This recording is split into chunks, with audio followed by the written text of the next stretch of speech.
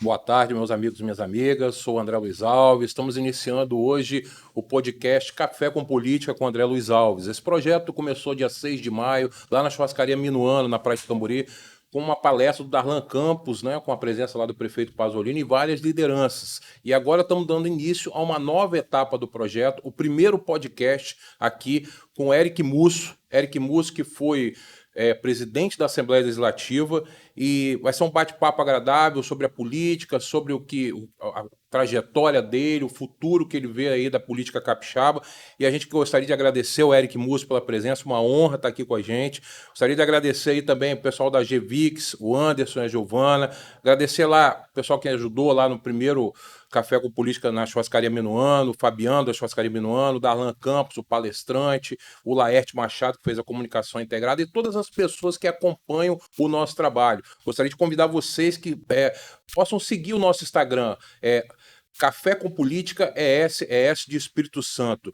Boa tarde, Eric, tudo bem? Um prazer te receber aqui para a gente fazer um bate-papo de política e mostrar a realidade da política capixaba e também da política nacional. Boa tarde, André. É uma alegria muito grande estar aqui com você. Primeiro, eu quero te parabenizar. Parabenizar por esse empreendimento, por esse projeto que você inicia hoje em formato digital, no formato de podcast. Iniciou de formato presencial na Churrascaria Minuano, já foi um sucesso. E agora você, sempre com a sua mente inovadora, empreendedora, começa então o podcast Café com Política. E eu sinto muito honrado de ser o primeiro convidado desse bate-papo seu. Parabéns, conte com a gente. Sucesso nessa nova jornada, que já tenho certeza absoluta que já começa com o pé direito. Então vamos lá, Eric. Muitas pessoas conhecem o Eric, presidente da Assembleia Legislativa. O Eric foi candidato a senador, enfrentando Magno Malta, Rose de Freitas, que já tinham vários mandatos de Senado. Mas eu gostaria de saber como é que começou essa trajetória política. O seu avô, Heraldo Musso, foi deputado estadual e você foi candidato a primeira vez em Aracruz em 2008, né, com 21 anos de idade. Verdade. Depois você venceu a eleição em 2012, foi presidente da Câmara Municipal. Então eu gostaria de que você falasse do seu início na política, o que te levou a disputar uma eleição em Aracruz, qual a influência do seu avô, Heraldo Musso, na sua vida pessoal e também na sua vida política, para que as pessoas comecem a conhecer quem é Eric Musso. Assim, a alegria, né? Eric Mussa é um jovem sonhador que sempre esteve envolvido na política. Eu sempre gostei muito de política e acompanhei e dei meus primeiros passos, vamos dizer assim, ainda com meu saudoso avô Heraldo Musso. Em 2008, eu disputei minha primeira eleição de vereador, tive 447 votos, não fui eleito naquela oportunidade. Depois eu vim para a Assembleia, trabalhei na Assembleia, fui funcionário da Assembleia, do então deputado Marcelo Coelho, que eu tenho muita gratidão, muito respeito. Depois foi prefeito de Aracruz. Daí então eu retorno em 2012 para minha terra natal, minha cidade de Aracruz, que me projetou. Venço as eleições, eu tive a oportunidade lá de ser o vereador mais votado naquela oportunidade e me tornei com apenas 25 anos escolhido por unanimidade como presidente da casa, o mais jovem presidente da história da Câmara Municipal de Aracruz. Fiquei 2 anos apenas como vereador. O nosso trabalho foi intenso, o nosso trabalho foi um trabalho de reorganização administrativa, um trabalho em que a Câmara Municipal não tinha ponto eletrônico, passamos a ter, plano de cargos e salários dos servidores da Câmara Municipal já não era feito há quase 3 décadas, nós fizemos, implantamos TV Câmara, enfim, fizemos uma revolução no Legislativo Municipal, e isso fez com que as pessoas de Aracruz, irradiando para a região de Ibiraçu, de Fundão, de João Neiva, então compreendessem que eu podia representar essa região na Assembleia Legislativa do Estado do Espírito Santo. Me tornei deputado estadual no primeiro mandato, com um pouco mais de 14 mil votos, e já chegando à Assembleia, me tornei vice-líder do então governador Paulo Artung. Eu tinha 27 anos de idade, eu era o deputado mais jovem da Assembleia, e já peguei essa responsabilidade muito cedo. Disputei uma eleição de prefeito, importante dizer isso, né? Não venci, que a vida é de altos e baixos. A vida, muitas das vezes, você tem derrotas, derrotas amargas, você tem vitórias, vitórias saborosas, mas às vezes você tem derrotas também que são vitórias, que geram um aprendizado para um futuro em que muitas das vezes a gente não compreende num certo momento, mas só vai compreender no futuro. Perdi uma eleição de prefeito, retornei para a Assembleia, e aí foi quando eu tive a oportunidade, pelas mãos dos meus colegas deputados e deputadas, de ter a minha primeira eleição de presidente da Assembleia Legislativa do Estado do Espírito Santo. Eu fui o presidente de assembleia mais novo do Brasil, né?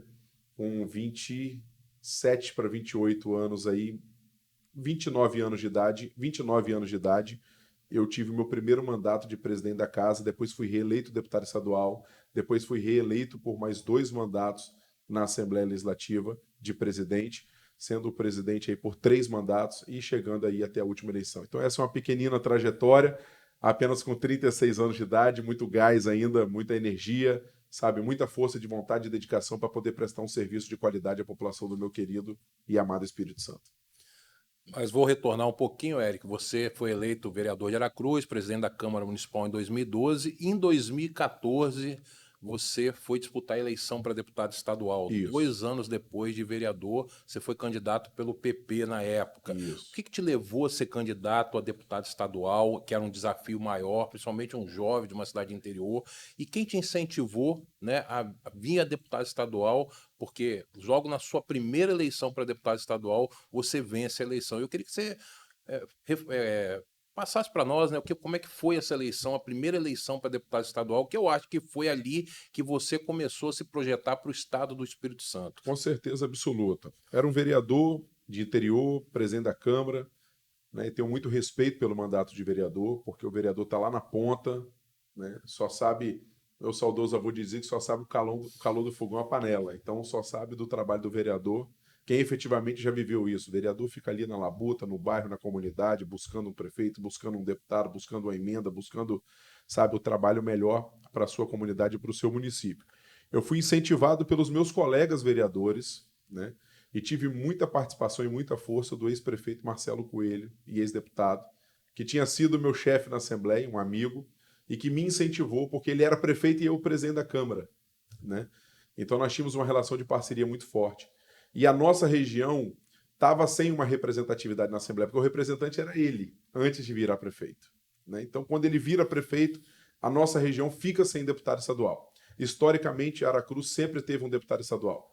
Teve meu avô por 3 mandatos, teve depois 2 ex-deputados estaduais, que eram o Gil e o Antônio Cavalieri, depois teve o próprio Marcelo Coelho. Então, historicamente, a cidade de Aracruz sempre fez deputados estaduais, né? Hoje tem o deputado Alcântaro. Então, assim, Aracruz nunca ficou uma legislatura sem eleger um deputado estadual, já por muitos e muitos anos. Então, tinha um buraco deixado pelo Marcelo, né, que virou prefeito da cidade. Então, nós começamos a construir isso de dentro da Câmara. Eu tive, à época dos 17 vereadores, apoio de 14 vereadores dos 17. Então, assim, era uma construção muito sólida, muito pacificada, em que as pessoas compreendiam que eu podia, em virtude do trabalho que tinha feito na Câmara Municipal, representar não só Aracruz, como toda a nossa região na Assembleia Legislativa, e assim nós fizemos. E aí você, como deputado estadual, você, né, conheceu um grande amigo seu na Casa Civil, que era o subsecretário da Casa Civil, Roberto Carneiro. E aí você disputou uma eleição para prefeito de Aracruz, 2016, né? Foi uma experiência válida, como você falou. E em 2017, se não me engano, entra o Republicanos na vida de vocês. Você tinha sido candidato a prefeito de Aracruz, o Amaro tinha sido candidato a prefeito de Vitória com o Roberto de vice, e houve esse convite para o Roberto assumir o Republicanos do Espírito Santo. E nessa época, né, eu lembro que o vereador atual de Vila Velha, Devani, era o presidente aqui do Republicanos, e aí houve esse convite para o Roberto assumir o Republicanos do Espírito Santo. E logo de primeira foi você e foi o Amaro. E foi uma época importante, porque eu acredito que ali foi um crescimento de vocês, uma semente que vocês plantaram lá atrás. E eu gostaria que você falasse um pouco dessa ida sua por Republicanos, a ida do Amaro por Republicanos, o Roberto assumindo esse projeto em 2017, onde muitos não acreditavam, né? Era um ano do penúltimo ano do governo Paulo Artung, e foi um ano difícil, porque naquela época teve a paralisação da Polícia Militar, foi um desgaste para o governo na época, e vocês ali, e além disso, você assumia como presidente da Assembleia na época, não é isso? 2017. 2017. 2017. Então, 2017, acredito que tenha sido um ano marcante na sua vida, a questão de você ter se tornado presidente da Assembleia Legislativa, jovem, né? O presidente jovem, que foi uma referência, e a presença do Roberto Carneiro na liderança do Republicano do Espírito Santo, junto com o Amaro, que na época tinha sido o deputado estadual mais votado do Espírito Santo em 2014 e fez uma campanha de prefeito fantástica, com a diferença de apenas 4.000 votos do então prefeito na época, Luciano Rezende. Então, eu gostaria de falar essa trajetória inicial sua no Republicanos do Espírito Santo. Primeiro eu quero começar dizendo assim, a Bíblia diz que há amigos mais chegados que irmãos. né? E Roberto é um desses. É um presente de Deus na minha vida, um cara que eu tenho um carinho extraordinário, especial, um irmão que eu tenho. É um cara que faz total diferença, faz e continuará fazendo, não só na minha trajetória política, mas como na minha trajetória pessoal, com conselhos, com puxões de orelha, com direcionamentos, com encaminhamentos e assim por diante. Então, nós ingressamos no Republicanos a partir de um convite que houve ao Roberto. O Roberto, então, foi subsecretário da Casa Civil, depois o Roberto foi secretário de Estado de Esportes, depois o Roberto virou secretário da Casa Civil, depois o Roberto foi ser diretor da Assembleia. Então, nós começamos ali a construção do Republicanos, né? Mas a minha relação com o Roberto já começa desde quando eu era vice-líder do governo e ele era subsecretário da Casa Civil e assim por diante. Na verdade, eu conheci Roberto antes de eu me tornar deputado, né? Eu conheci Roberto, é uma história até engraçada. Roberto mexia com loteamento, né? Roberto fazia incorporação de loteamentos. E nós tínhamos um terreno da minha família para tentar fazer uma incorporação e vender uns lotes. E aí foi lá que eu conheci Roberto. Eu não era nem candidato a deputado estadual. Então as pessoas acham que veio essa. Não, nós já nos conhecíamos assim. Eu brinco que, numa vez que ele foi ver o terreno, eu esqueci a chave. E aí nós tivemos que pular a porteira, né? Então, assim, isso é muito engraçado. A gente fala, para nós conhecemos pulando a porteira para ver o terreno, uma coisa que a gente nunca pensava que essa coisa ia convergir. Mas às vezes a gente não entende hoje para entender o amanhã e os planos de Deus são assim mesmo. Então, nós ingressamos no Republicanos, fizemos uma construção coletiva, não foi nada de cima para baixo, nada tomado, nada imposto, muito pelo contrário. O Devani fez um gesto de hombridade muito forte, de desprendimento, e eu sempre agradeço ele por onde passo, e o Roberto também da mesma forma. Então nós convergimos para entrar no Republicanos, que ainda era PRB à época, né, um partido que tinha 3 vereadores e só um prefeito, que era o prefeito de Pinheiros. E nós, então, começamos ali em 2017 a nossa jornada de construção do Republicanos. Em 2018 tivemos muito êxito. Fizemos eu e o deputado Hudson Leal, fizemos 2 deputados estaduais e fizemos o deputado federal mais votado do Espírito Santo, que foi o Amaro Neto, que passou de 180 mil votos. E ali, então, nós desabrochamos, né, com uma estruturação partidária que demonstrou ao Espírito Santo que, olha, esses meninos têm capacidade de construção. E começamos, né, com a maestria do Roberto na condução disso, um maestro, um cara pacificador, um cara com habilidade extraordinária. Difícil se achar um perfil parecido, sim, né? Todos nós temos defeitos, todos nós temos falhas, mas é um maestro da política, um cara que tem a calibragem perfeita na condução do diálogo. Então nós passamos por 2018 e fomos a 2020. E aí foi a grande virada de chave, quando nós já éramos, então, republicanos, né? Onde nós fizemos 10 prefeitos no Espírito Santo, 7 vice-prefeitos e fizemos quase 90 vereadores. Aí nós, então, passamos por 2020, ficamos muito fortalecidos, fizemos um trabalho de construção de base muito sólida e vieram agora as eleições de 2022 e foram demonstrado isso nas urnas, né? Onde nós fizemos 4 deputados estaduais. Então nós dobramos a nossa bancada estadual de 2 para 4. E nós também fizemos 20% da bancada federal. Nossa bancada é uma bancada enxuta, uma bancada de apenas 10 deputados federais, onde o Republicanos hoje tem 2 representantes que têm agigantado o Congresso Nacional, que têm representado com brilhantismo a população do Espírito Santo, que é o deputado Amaro Neto e o deputado Messias Donato. Então, esses 2 deputados hoje fazem parte também do Republicanos. Então, é assim que nós fomos construindo, né? E são esses resultados que fizeram Marcos Pereira, nosso presidente nacional, que eu mando um abraço, se ele tiver a oportunidade de assistir, o nosso carinho, o nosso respeito, a nossa gratidão e a nossa lealdade à condução do presidente Marcos, que ele olhou assim aqui para o Espírito Santo, que ele é capixaba, e falou, rapaz, eu tenho que puxar esse Roberto para cá, que esse homem é muito craque. E Roberto hoje conduz o partido no maior estado da federação, né, que eu costumo brincar que é um país dentro do país, conduz o Republicanos de São Paulo, que tem na condução do Estado um Republicanos, que é o governador Tarcísio, um governador referência no Brasil, um governador que tem feito um mandato extraordinário, não só para São Paulo, mas sendo uma referência para o restante do país. E Roberto saiu da condução de 78 municípios para mais de 600 municípios agora. Mas se você me perguntar, tem algum por cento de dúvida de que terá sucesso? 0%. Sim, é 100% de certeza de que ele dará show, sabe, como deu aqui no estado de São Paulo.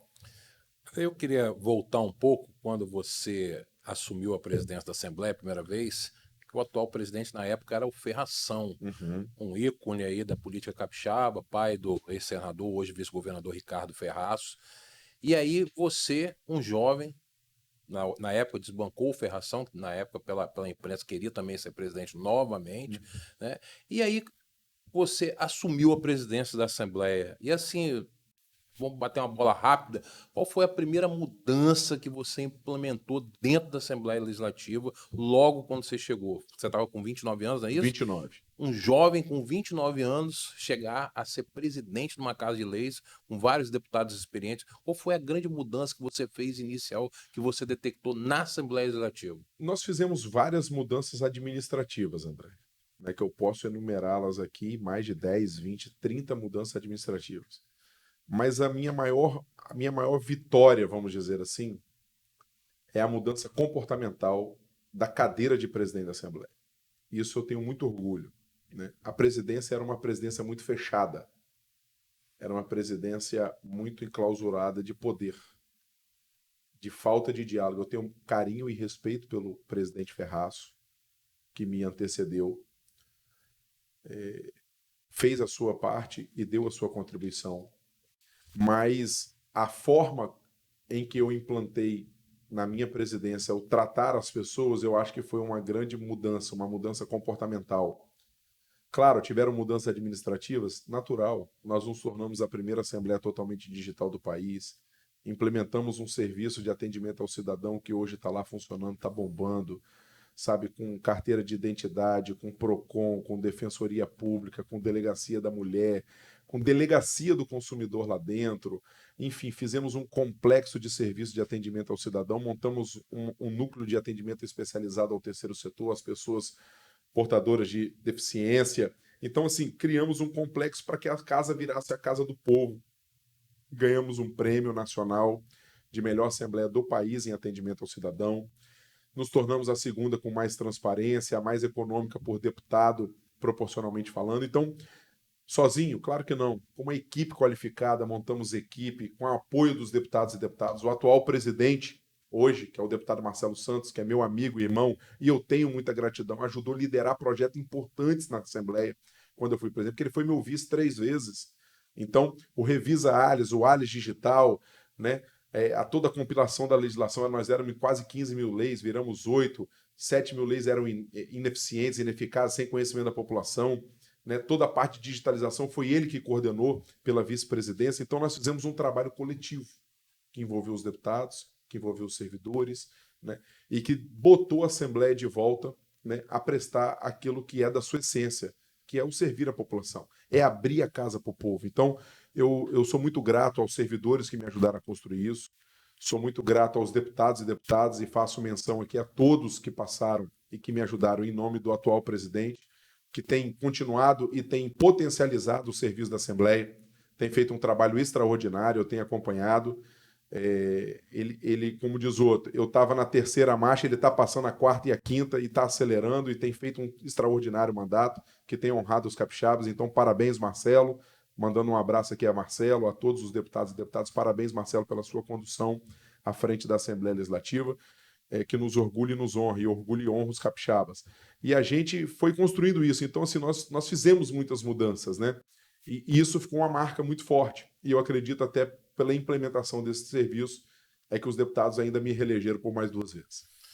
E aí, Eric, terminando o seu primeiro mandato de presidente da Assembleia, você disputou uma eleição novamente, agora pelo Republicanos, venceu novamente, né, elegeu você, o deputado Hudson Leal, e o Amaro para deputado federal, mas ali em 2018 encerrou um ciclo importante no Espírito Santo, acredito que encerrou, porque ele não disputou a eleição agora em 2022, que foi um ícone da política do Espírito Santo, se chamou Paulo Artung. Paulo Artung, que iniciou no final da década de 70, né, no DCE da UFES, e é o maior vencedor de eleições no Espírito Santo, com 8 eleições disputadas e 8 vencidas, que assumiu o Espírito Santo em 2022, em 2002, né? O Espírito Santo num caos administrativo, devendo fornecedores, foi governador 2 vezes, depois veio o Renato, em 2014 tiveram uma disputa dura, o Paulo, né, assumiu novamente. E aí eu queria um resumo rápido, que você foi deputado a primeira vez com o governo Paulo Artung, um resumo rápido da gestão Paulo Artung de 2015 a 2018, quando você foi deputado estadual pela primeira vez. O Paulo merece as nossas homenagens e as homenagens dos capixabas, né? O Paulo tem uma contribuição histórica e uma contribuição efetiva na mudança do que é o Espírito Santo hoje, né? Nós temos um Espírito Santo antes de 2002 e nós temos outro Espírito Santo pós 2002. Claro, há várias mãos, com a participação efetiva também do atual governador Renato Casagrande, que também é governador por 3 mandatos pós esse período, 2 conclusos e 1 agora na condução do seu terceiro. Mas o governador Paulo Artung botou o Estado nos trilhos, né? Nós tínhamos um Estado com contas atrasadas, com fornecedores atrasados, um Estado que vivia um caos administrativo, como muito bem você falou. E ele botou esse trem no trilho de 2003 para cá. Fez o último mandato dele, né, de 2015 a 2018. Eu pude ser o vice-líder do governo dele, né, e pude ser presidente no último biênio do governo dele. Então, de contribuir para muitas políticas públicas implementadas, sabe, para que a gente pudesse voltar com o Espírito Santo para o protagonismo do Brasil. Nós voltamos a ser nota A, nós voltamos com muitas coisas, e isso foi um trabalho coletivo de assembleia, de governo do Estado, sob a liderança do ex-governador, dos poderes constituídos, sabe, do Tribunal de Justiça, do Tribunal de Contas, do Ministério Público, da Defensoria, enfim, de todos, né, para que o Estado virasse isso que é hoje, um Estado referência, um Estado que atrai novos investimentos pela sua capacidade de interlocução, mas, sobretudo, pela sua organização administrativa e pela sua estabilidade política. Eu acho que a estabilidade política que foi construída desde 2002 contribuiu muito para que o Espírito Santo chegasse hoje, 20 anos após, com outro cenário, daquele cenário nebuloso que nós vimos lá atrás e que nós não queremos voltar mais. E aí, no seu segundo mandato como deputado estadual, você se reelegeu 2 vezes, você se elegeu 2 vezes presidente da Assembleia Legislativa novamente, mas dessa vez no governo Renato Casagrande. E você já citou aí, foi uma referência à questão da Assembleia Cidadã. Isso aí eu ouço de muitas lideranças comunitárias, lideranças políticas, religiosas, que a Assembleia abriu as portas para a população. Ali era considerado uma casa fechada, com todo respeito. E me lembro muito das enchentes do Espírito Santo, um momento difícil do Espírito Santo, você liderando aquelas campanhas de arrecadação de donativos. Aquilo ali eu achei muito importante, inclusive os servidores da Assembleia se envolvendo, os prefeitos de interior, todos, né, os deputados, todos se envolveram ali. Poucas pessoas, às vezes, de repente, não lembram dessa cena, mas eu lembro muito, porque se tornou gente da Serra, de Cariacica, indo para a Assembleia para fazer as doações. Ali eu acho que foi um papel muito importante de você como líder, como presidente. Então, assim, eu gostaria que você só fizesse um breve resumo dos seus 2 mandatos como presidente da Assembleia, já na relação com o atual governador, que se reelegeu, Renato Casagrande, que tivemos alguns debates, né, que eu acho importante, da democracia, debates contraditórios, né, e você fazendo um debate forte, né, com relação às melhorias para o Espírito Santo. Com certeza, assim, primeiro falando das enchentes, né, nós tivemos mais de 30 municípios afetados pelas fortes chuvas, foi uma enchente muito forte, acabou com Iconha, Alegre, enfim, e ali eu pensava como que nós podemos ajudar, né? A Assembleia chamou extraordinário, o governo do estado fez à época um cartão reconstrução para enviar dinheiro para as famílias, fizemos a votação de forma célere, de forma rápida, mas dentro das nossas possibilidades eu digo, rapaz, como é que nós podemos ajudar isso, né? E conversando com os colegas deputados e deputadas, então iniciamos essa campanha que você está dizendo, que foi a maior campanha da história do Espírito Santo até aquele momento. Nós arrecadamos 130 toneladas de mantimentos. O saguão do térreo da Assembleia, aquilo era pura doação. Nós fizemos uma área de mantimentos, uma área de produto de limpeza, colchão, fogão, tudo, sim. Sabe? O capixaba é muito solidário, né? O brasileiro é solidário, o capixaba também é muito solidário. E nós, então, ajudamos muitas famílias. Aquilo saía carretas, tudo com cadastro, e o prefeito tal, olha, aqui em Mimoso Sul, ó, tem Conha, pô, me ajuda aqui em Alegre, me ajuda aqui, porque foi mais pro sul, né? Isso estourou muito no sul. E nós fizemos uma campanha com mais de 130 toneladas, e isso nos deu muita satisfação de poder ajudar o próximo, né? Pessoas que estavam aí no frio, sem ter o que comer, sem dar o de comer ao seu filho. Então, isso é o verdadeiro papel do poder público, né? Dos políticos, do homem, da mulher que se ingressam na vida pública, é ajudar quem mais precisa. Porque na política, se você não ajudar quem mais precisa, não tem sentido ter política. A política é uma ferramenta de mudança, de transformação social, para ajudar quem precisa, e sobretudo os mais pobres, os mais humildes. Então nós fizemos essa campanha. Relacionada à minha relação com o atual governador, ela sempre foi uma relação de respeito, é uma relação institucional, mas uma relação de debates, né? De posicionamentos diferentes. Mas o que eu tentei manter, e eu acredito que eu tenha conseguido construir essa pacificação nesse sentido, é que quando era em favor do Espírito Santo e dos capixabas, não tinha nenhuma desestabilização política, né? Eu podia ter a minha divergência política eleitoral, eu podia ter a minha divergência de debate de ideias, eu podia ter a minha divergência em uma decisão, né? Mas a Assembleia nunca parou. A Assembleia nunca deixou de votar um projeto. A Assembleia nunca fez uma desestabilização institucional que colocasse o Espírito Santo em risco, né? Que colocasse o ambiente de negócios em risco. Nunca. Porque eu compreendia e compreendo até hoje que acima dos interesses políticos, eleitorais, partidários, de divergência, de discussão eleitoral, de eleição e etc., está o interesse dos capixabas, está o interesse do Espírito Santo, está o interesse de melhorar a vida dos mais de 4 milhões de irmãos e irmãs nossas espalhadas nesses 4 cantos desses 78 municípios. Então, ela foi uma relação respeitosa, de confronto em muitos momentos, mas de muito respeito e de muito equilíbrio quando se colocava o Espírito Santo em primeiro lugar. É assim que eu resumo.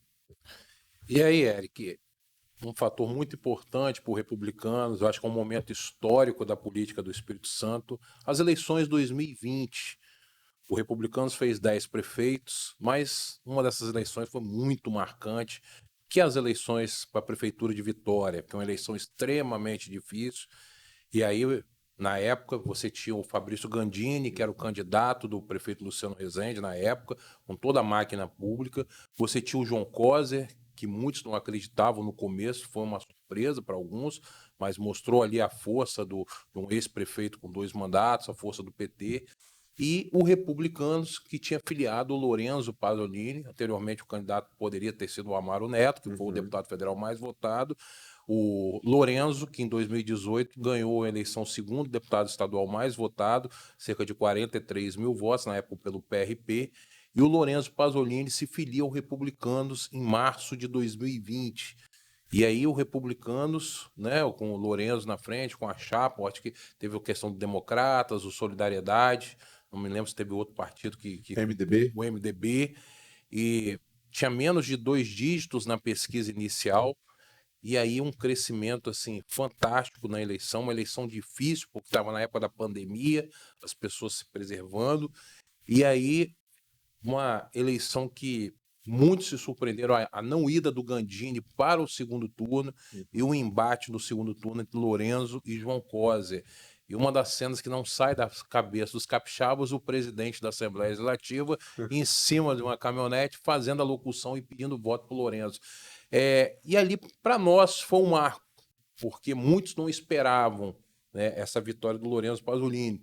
Então, assim, o que significou essa eleição do Lorenzo Pasolini para prefeito de Vitória, para os Republicanos, para o Eric, que era um dos líderes do Republicano, para o Roberto Carneiro, que era o presidente do Republicano Estadual e foi um dos coordenadores da campanha, porque ali eu acho que foi um marco aí na história do Republicanos e também do grupo de vocês que iniciou lá atrás, quando você era deputado estadual. Eu queria que você fizesse um resumo dessa eleição 2020 em Vitória. Essa eleição de 2020 em Vitória, ela foi, acredito eu, que é a consolidação de um primeiro ciclo, vamos dizer assim.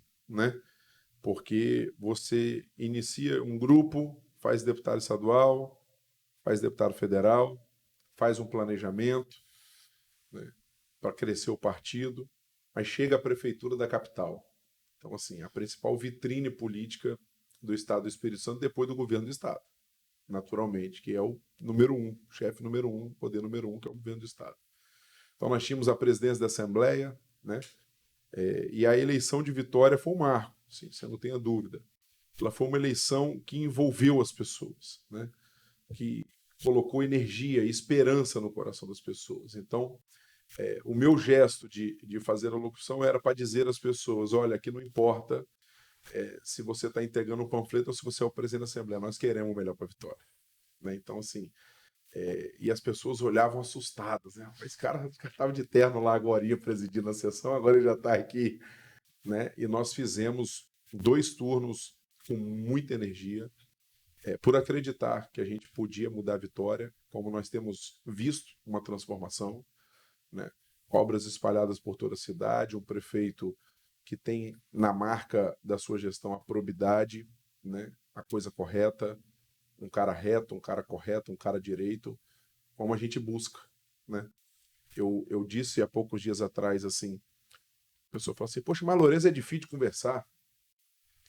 Fala, olha, o eleitor é um negócio engraçado. Ele busca muitas das vezes, fala assim, não, a gente precisa botar um cara honesto, a gente precisa botar um cara sério, a gente precisa botar e tal. Aí bota. Vou falar, pô, o cara é difícil de conversar. Falei, então, assim, não é isso. Ele tem capacidade de dialogar, né? Ele tem a sua forma de cada um tem um jeito. Né? Eu tenho um jeito, o ex-governador Paulo Artung tem um jeito, o atual governador Renato Casagrande tem um jeito, nosso querido prefeito de Cariacica, o Clério Sampaio, que eu mando um abraço, tem um jeito, nosso prefeito de Vitória Pasolini tem um jeito, cada um tem um jeito. Mas o que a gente precisa ver? É a essência da prestação do serviço. É como que estava a saúde, como que estava a educação, como que está, é fazer comparativos, como que estavam as obras estruturantes, como que está, né? Porque eu não canso de ver todo dia uma inauguração, uma hora de serviço, um negócio tal, agora a especialidade médica, é isso, é aquilo. Então, assim, são essas coisas que a gente tem que ver. Vitória voltou ao protagonismo, né? No cenário estadual e nacional. Vitória é a cidade mais procurada hoje pelo turismo no Brasil. Então, assim, Vitória tem uma série de... Foi a primeira em vacinação. Nós passamos uma pandemia, nós não podemos esquecer disso. Nós não temos 4 anos de mandato, Lorena, temos 2. 30 meses passaram, né? Nós tivemos uma pandemia dura, que ninguém esperava, né? De fechamento total, completo e absoluto. E lembrando que esses investimentos estão sendo em Vitória, estão sendo feitos em Vitória, foi feito um ajuste fiscal no início da gestão, e está sendo feito com recursos próprios, né? Não está sendo feito com empréstimo, como fez a gestão passada com o Finisa. Exatamente. E aí, Sim. Eric? Foi muito importante. Então, só para concluir, assim, essa eleição de Vitória foi um marco importantíssimo na construção da política do Republicanos. E aí vamos para 2022, ano passado, as eleições, você era pré-candidato a governo do estado, né? Depois virou candidato a senador. O Republicano saiu com saldo positivo, né? Foram 4 deputados estaduais. A votação do Sérgio Meneghelli foi uma votação extraordinária. Puxou mais um, né? Fizeram aí o Sérgio Meneghelli, o Hudson Leal, o Alcântara e o Bispo Alves. Isso. E para federal fizeram o Amaro Neto e o Messias Donato, que também foi uma surpresa, inclusive a filiação dele ao Republicanos, né? É um aliado de primeira hora do prefeito de Cariacica, que é o Clério Sampaio. E aí veio a eleição de senador para Eric Musso, enfrentando Magno Malta, que já tinha sido senador 2 vezes, a Rose de Freitas, que era senadora, duas potências, né, na política, a nível de eleição. E aí você sai dessa eleição, aí com todo respeito, eu acho que você não era tão conhecido para os capixabas. Concordo. E você sai com 337.642 votos na primeira eleição de senador. E a avaliação que eu vejo hoje, que eu ouço dos amigos, das pessoas que estão envolvidas na política, que o Eric Musso saiu grande do processo. Eu acredito que foi uma experiência muito boa. Nós colocamos no começo da conversa, André, minha primeira eleição eu tive 400 e poucos votos, não venci a eleição, mas depois, 4 anos, fui o mais votado de Aracruz e virei presidente, né, da Câmara Municipal de Aracruz. E aí aquela trajetória vencedora que nós conversamos aqui. Mas eu queria que brevemente, né, porque a gente não tem esse tempo todo, que você fale um pouco dessa eleição 2022 para senador, essa experiência que você teve. Eu tenho certeza que é uma experiência diferente, é uma eleição de outro, né, de outro patamar, de outro nível, uma eleição difícil. E eu queria que você fizesse um breve resumo dessa eleição para senador. Primeiro, agradecer os capixabas, né? A oportunidade de ter sido escolhido por 337 mil capixabas. Então, isso, você imagine que 10 anos antes, pouco mais de 10 anos antes, eu tive 400 votos para 340, quase 340 mil votos. Então, assim, num curto espaço de tempo, né? Um jovem com 35 anos de idade, que saiu do interior, que foi vereador, que foi deputado estadual, embora tenha sido presidente da Assembleia por 3 mandatos, o Legislativo não dá a potência de conhecimento que dá aos executivos. E eu sofri muito isso, eu vi muito isso, né? A falta de conhecimento das pessoas, mas tenho muita gratidão a Deus de ter disputado essa eleição. Você imagine assim, foi muito importante meus 2 mandatos de deputado, foram. Mas politicamente, para eu me tornar conhecido, os meus 35 dias de campanha de senador me deixaram mais conhecido do que os meus mandatos. É engraçado isso, né? Porque a campanha majoritária, ela dá essa potência de deixar você, né, na vitrine, vamos dizer assim, para que as pessoas te conheçam. E hoje eu ouço muito nas ruas: ó, não desiste não, você tá novo, ó, você tem que voltar, ó, tal. Coisa que quando eu era deputado, as pessoas passavam despercebido. Então, eu sou muito grato a Deus e aos quase 340 mil capixabas que me deram essa oportunidade. Estou jovem, futuro a Deus pertence, e assim, acho que nós vamos ainda contribuir muito com o crescimento do Espírito Santo, mas essa eleição de senador foi muito importante, muito importante. Eu agradeço a todos e todas que me ajudaram, sabe, que botaram um adesivo, que entregaram um santinho, que botaram uma praguinha no peito, sabe, que fizeram reuniões, que mandaram um WhatsApp, que fizeram um post na rede social, porque foi uma campanha linda, limpa, linda, curta, mas de um resultado positivo. Não fomos vitoriosos nas urnas, mas tenho certeza absoluta que nós tivemos um resultado super positivo. E eu sinto isso. E aí você tinha o seu mandato até o final de janeiro, todos perguntavam para onde vai Eric Musso, para onde vai Roberto Carneiro. E no início do ano, uma bomba, né, na política capixaba, de forma positiva, Aham. o Roberto Carneiro foi convidado para ir para o Republicanos de São Paulo, a convite do Marcos Pereira, né? Hoje tem uma referência como governador republicano, que é o Tarcísio, que eu acho que junto com o Zema são os 2 líderes nacionais da minha avaliação. Claro que eu respeito muito o ex-presidente Bolsonaro, mas assim, crescente que são governadores, eu acho que o Zema e o Tarcísio são o futuro aí de uma liderança nacional. E o Roberto hoje é em São Paulo. E, ao mesmo tempo, o Eric Musso assume o Republicanos do Espírito Santo, assume o Republicano sem seu fiel parceiro, Roberto Carneiro. Acredito que é uma perda para a política capixaba no cenário interno, mas ao mesmo tempo é um ganho muito grande para o Espírito Santo a nível nacional. Então eu queria falar esse resumo nesses início de meses, né, do seu trabalho no Republicanos do Espírito Santo. Como é que está a questão do Roberto lá em São Paulo? Acredito que vocês continuam dialogando. Roberto respira o Espírito Santo, apesar de estar em São Paulo. E aí, como é que está sendo esse início de trabalho no Republicanos, prevendo aí a eleição do ano que vem, 2024, também a questão do cenário nacional, 2026.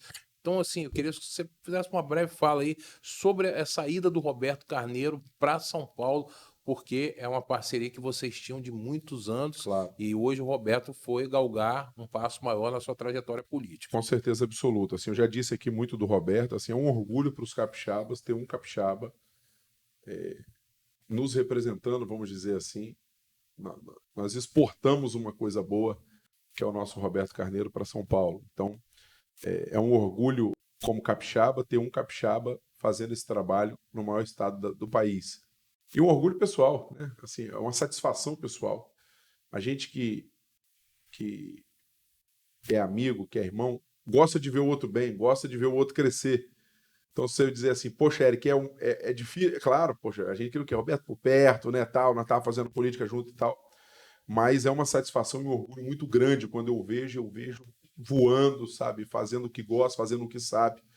E, naturalmente, nós nos falamos assim, se não diariamente, de 2 em 2 dias, até para pegar conselhos, orientações, trocar ideias e assim por diante. Então, sou muito grato ao Roberto, ao presidente Marcos Pereira, ao Amaro Neto, ao Messias Donato, aos nossos estaduais, o Hudson, o Bispo, o Alcântara, o Meneghelli, pessoas que convergiram junto com o prefeito Pasolini, com os demais prefeitos, né, com os vice-prefeitos do nosso estado, para que pudesse, então, com a concordância de todos, me tornar o presidente estadual e a gente desenvolver esse trabalho, que na verdade é um trabalho difícil, porque você pegar do nível que foi deixado e manter isso, ou crescer, é difícil, né? E pegar uma presidência pós-Roberto não é tarefa fácil, porque você não está pegando terra arrasada, muito pelo contrário, você está pegando um trabalho de excelência. Então é manter isso e potencializar isso. Agora, com a construção de todos, com a convergência de todos, com as mãos dadas de todos, nós vamos conseguir fazer se Deus quiser. Agora, em questão do Roberto, é uma alegria, uma satisfação, um orgulho pessoal muito grande de ver o meu irmão lá bombando, sabe, levando o nome do Espírito Santo para São Paulo e para o Brasil. E aí o Eric Musso aqui no Republicanos do Espírito Santo, ano que vem, eleição chegando aí. O Republicanos hoje está com quantas prefeituras? Hoje nós estamos em 7. 7 prefeituras. Isso. E nós teremos uma eleição muito difícil ano que vem, aqui na cidade de Vitória, onde o Republicanos tem o Lorenzo, buscando, se vier a reeleição, acredito que venha, né? Então nós vamos ter um embate pesado ano que vem. Como é que você enxerga as eleições ano que vem? Você acredita que vai ter essa polarização que teve no ano passado? O que você está pretendendo construir com os republicanos? A questão do republicano nos 78 municípios do Espírito Santo, se vai ter candidatura a prefeito ou vice-prefeito, a chapa de vereadores. Qual é o projeto do Republicanos para manter o que já foi feito e para ampliar os novos horizontes? Lembrando que as eleições de 2024 é um pontapé inicial para as eleições de 2026 Com do certeza. Espírito Santo.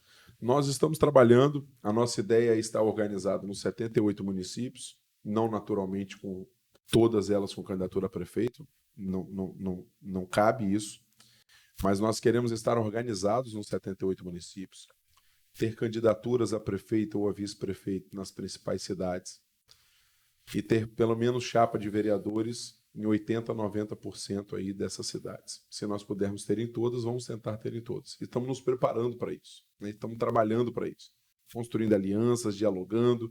A partir do mês de agosto agora, eu começo a rodar o interior, começo a ficar 3 dias no interior e 2 dias na Grande Vitória, para que eu possa interiorizar o Republicanos, começar a dar posse às executivas municipais e fazendo essa costura, sempre trabalhando no viés que nós acreditamos. Nós acreditamos o quê?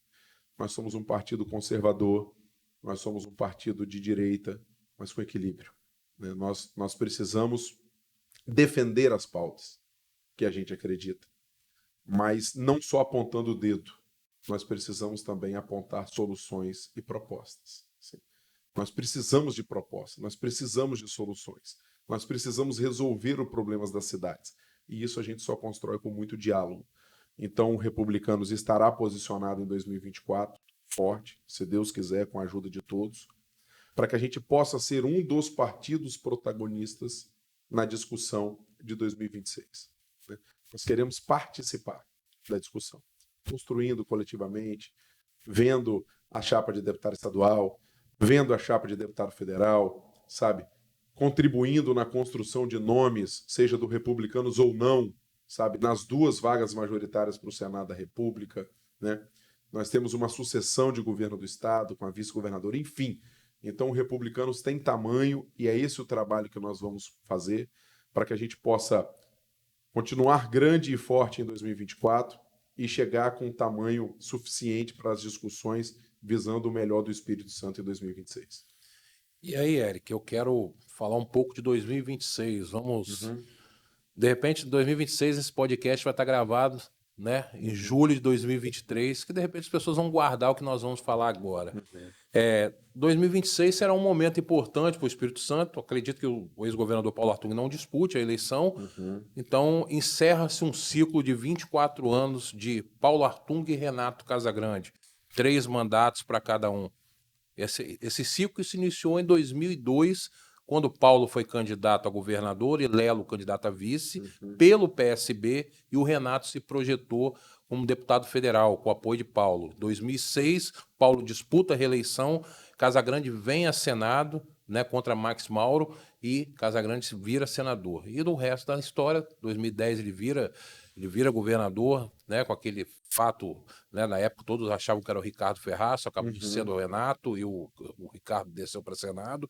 E aí a gente enxerga um cenário de 2026 que se passa por 2024. A gente avaliando o cenário, pode surgir outros nomes. Claro. Nós temos o nome hoje do próprio Lorenzo, se vencer a eleição para prefeito, se reeleger. Euclério Sampaio, que tem feito um mandato muito bom em Cariacica. Acredito que o Euclério é reeleito. O Arnaldinho em Vila Velha é um nome também que está despontando.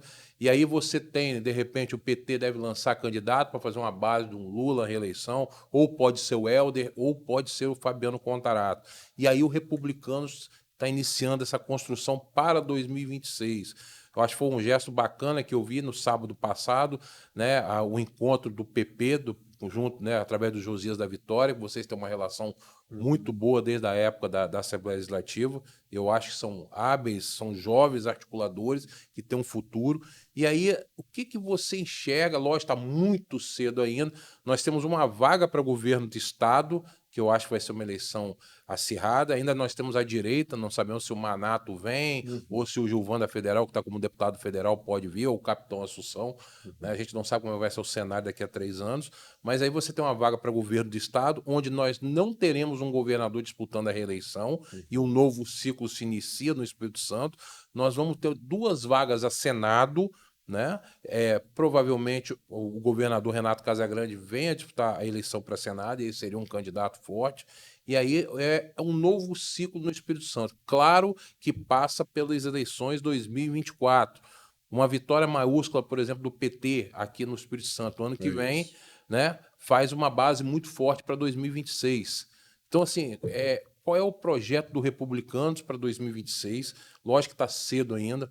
Com 2 deputados federais, um deputado Amaro Neto, que é um deputado experiente, é um deputado que foi o mais votado em 2018, acho que caiu a votação, principalmente por causa da polarização que teve em 2018, em 2022, vem o Messias, que é um candidato DNA do Euclério Sampaio, e aí o Republicanos com o Tarcísio lá em São Paulo, que pode ser o candidato a presidente da República. Vai depender muito da conjuntura, do mandato dele.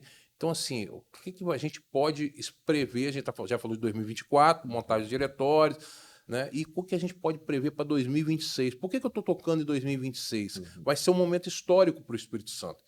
Eu falava muito ano passado, quem me acompanha nos grupos, que a última eleição que teve segundo turno no Espírito Santo tinha sido em 94, Vitor Boaz e Cabo Camato. E eu falei que ia ter segundo turno. É só pegar o risco. Muitos duvidaram. E teve o segundo turno. Nessa de 2026 é um novo ciclo no Espírito Santo. Encerrou-se o grupo de Paulo Artung em 2018 e agora em 2026 encerra um ciclo de Renato Casagrande como governador. Acredito que tem ambas muitas chances de se tornar senador se ele vier à eleição. E aí um novo grupo político deve se formar no Espírito Santo. E aí esse novo grupo político, na minha avaliação, um jovem igual você hoje, com 36 anos, vai estar com 39 anos em 2026, acredito que será um dos líderes com capacidade de construir esse novo grupo político do Espírito Santo. Lembrando que Paulo Artung, quando foi governador, lá atrás ele formou seu grupo político. César Conago, Lelo Coimbra, o próprio Ricardo Ferraz, várias vezes eleito com o apoio do Paulo, e aí vem uma nova geração, na minha opinião, para 2026. E aí como se coloca o Eric Musso, qual é o seu projeto futuro? Você não disputa a eleição em 2024. E o que você pensa sobre 2026? Um jovem hoje com 36 anos, com uma experiência de presidência municipal da Câmara de Aracruz, com 2 mandatos de deputado estadual, com a presidência da Assembleia Legislativa durante 3 mandatos, com deputados buscando unir deputados experientes e deputados jovens, e uma experiência de eleição a Senado, que é como for uma campanha a governo também. Então eu gostaria que você fizesse essa reflexão desse novo cenário que vai vir em 2026 no Espírito Santo. André, sua pergunta é muito boa, assim. Eu tenho sido questionado muitas das vezes por amigos, por correligionários, por aliados. Eric, o que que você vai fazer, né? E eu confesso a você, assim, e não estou dizendo isso da boca para fora, estou dizendo isso com a pureza da alma e com a maior sinceridade do mundo. Eu só vou pensar em 26 pós-eleição de 2024. Aí eu estou falando do Eric, né? O meu trabalho hoje, ele está único e exclusivo em dedicação para que eu possa fortalecer o Republicanos em 2024. Eu quero ampliar minha base de número de vereadores, eu quero fazer entregas, né? Quero tentar crescer o número de vice-prefeitos, o número de prefeitos, para o republicano sair forte. Naturalmente, em um republicano sair fortalecido, ele será um dos partidos protagonistas nas discussões das eleições de 2026. Aí nós não estamos falando de nome A, de B, de C ou de D. Não, nós estamos falando no partido estar sentado à mesa discutindo não um projeto de poder, não um projeto individual, mas um projeto coletivo em que visa o bem-estar e a melhoria da vida dos capixabas. E é isso que eu quero estar participando da construção. Eric, você vai ser candidato aqui? Não sei, de fato, não sei. Mas só quero pensar nisso pós-eleição municipal. Posso ser candidato a tudo, posso ser candidato a nada também, né? Eu não estou apegado a disputar alguma coisa ou estar em algum cargo. Muitas das vezes a gente não precisa estar em algum cargo para exercer atividade política. Hoje eu estou sem mandato, continuo fazendo política e querendo fazer a boa política, né? Então, assim, eu estou muito, muito tranquilo, com muita paciência, né? Fazendo as coisas de modo muito, muito calmo, com muito planejamento, visando as eleições de 2024 para que o republicano chegue fortalecido em 2026. Naturalmente, se nós tivermos a reeleição do prefeito Pasolini, nós temos um quadro, né? Nós temos 2 deputados federais, nós temos pessoas que podem ingressar, nós temos pessoas que podem daqui para outro, enfim, nós temos um horizonte a trabalhar pela frente. Mas o que eu vou tentar fazer na minha humilde contribuição? Juntar um polo, né? Juntar um polo para um projeto não de um partido, para um projeto não de poder ou para um projeto não de uma pessoa, mas juntar um polo que consiga conversar com a sociedade capixaba, implementando um modelo de governança em que vise o bem-estar e a melhoria da qualidade de vida dos mais de 4 milhões de capixabas. Acho que é isso que a gente precisa partir do princípio, para que a gente possa fazer uma demonstração de serviço de alta qualidade à nossa população. E aí a pergunta que eu faço, vou fazer a você. Muitas pessoas querem, de repente, participar da política, né? Muitas pessoas estão lá no seu bairro. Eu, por exemplo, vim de liderança comunitária lá em Jardim da Penha, e aí eu via lá a Associação dos Moradores, me encantei por aquilo ali, queria participar, consegui participar. Então, muitas pessoas hoje querem, de repente, participar da política, só vê na rede social, só vê na televisão, e você hoje lidera o Republicanos do Espírito Santo. Uhum. Qual é a sua mensagem para as pessoas, para as mulheres, né, que querem participar, para os jovens, para as pessoas né, para as pessoas com deficiência que querem lutar pelos seus direitos? Por que, na sua opinião, essas pessoas deveriam conhecer o Republicanos e se filiar ao Republicanos? Primeiro, convidar a população a filiar ao Republicanos, né?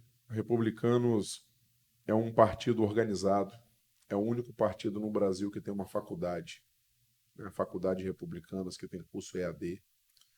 Nós temos um manifesto político amplo, defendemos a família, somos um partido conservador, que defende os valores, mas que defende a liberdade econômica, debate de ideias, um governo digital, a inclusão das pessoas, né? Nós temos uma capacidade de dialogar para visar o que é melhor para o Brasil e não diferente para o Espírito Santo. Então, estamos fazendo uma reformulação. Assumiu agora aqui a nova presidente do Republicanos Mulher, que é a Bruna Olli, que foi candidata a deputada federal, né? Nós estamos agora montando a parte da juventude do Republicanos e temos aí a questão do nosso partido se estruturando.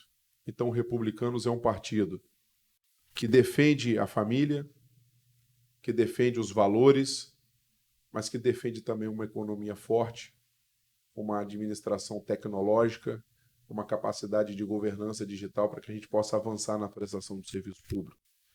Então, você que tenha interesse em conhecer os quadros do Republicanos, em fazer parte da família 10, feliz para que a gente possa construir juntos um Espírito Santo que a gente quer morar e quer viver. Bom, Eric, a gente já está terminando o nosso podcast. Queria muito te agradecer pela sua presença. Muito feliz, né? Porque acho que você é logo no primeiro convite, você não, André, só vê o horário. Você, aliás, eu sempre achei você um cara solícito, disponível, participa, atende bem as pessoas. Eu acho muito importante, porque eu vou fazer uma explanação pessoal do André. Muitos políticos são uns na eleição, mas quando ganham o mandato se transformam. Não desligam o celular, não atendem mais o celular, mudam a postura, principalmente com as pessoas que vestiram a camisa deles. Eu posso falar por experiência própria. Isso chateia muito. Se isso chateia nós, que temos pouca experiência na política, você imagina a população. E eu acho que você é uma pessoa que está sempre aberta ao diálogo. Eu não preciso fazer média para ninguém. Obrigado. Então, eu gostaria muito de agradecer, porque foi o primeiro podcast, né, que a gente está fazendo. Café com Política, com o André Luiz Alves, é um projeto novo. Queremos fazer um debate com política com qualidade, ouvir a todos, construir, ver o que o Espírito Santo e o Brasil realmente precisa.